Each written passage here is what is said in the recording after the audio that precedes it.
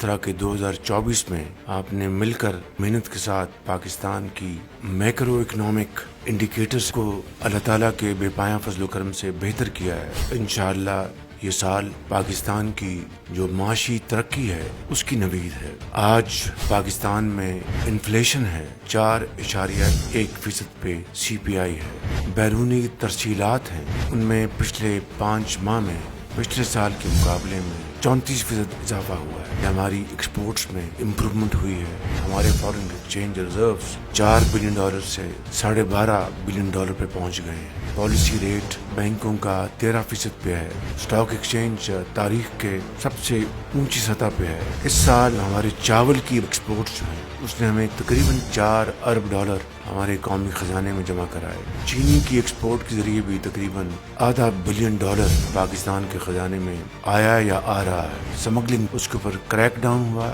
سعودی Arabia, UAE، قطر کے ساتھ ہمارے MOUs سائن ہو گئے ہیں۔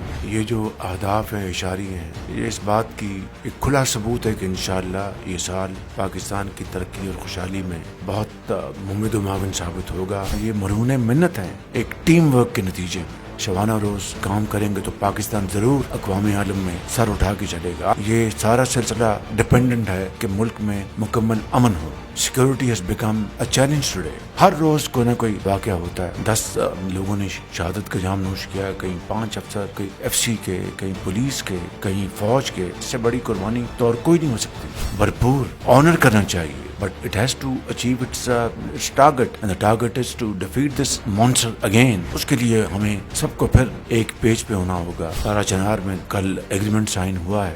درجہ بدرجہ جنہوں نے بھی اس میں کنٹریبیوشن کی ہے وہ سب مبارکباد کے لائق ہیں، لیکن یہ جو واقعہ ہوا ہے اس سے سینکڑوں لوگ مارے گئے دونوں طرف سے، انتہائی افسوسناک ہوا، نہیں ہونا چاہیے تھا۔ یہ ایک لیسن ہے، دوبارہ قیامت تک واقعہ نہیں ہونا چاہیے، مگر یہ تب ہوگا کہ سب ہم مل کر پسند ناپسند سے بالا تر ہو کر ہم اگر فیصلے کریں گے، اس کے اوپر عمل کریں گے تو انشاءاللہ اللہ تعالیٰ کی نصرت ہمارے سامنے حال ہوگی۔ میں آپ سب کا بہت شکریہ ادا کرتا ہوں۔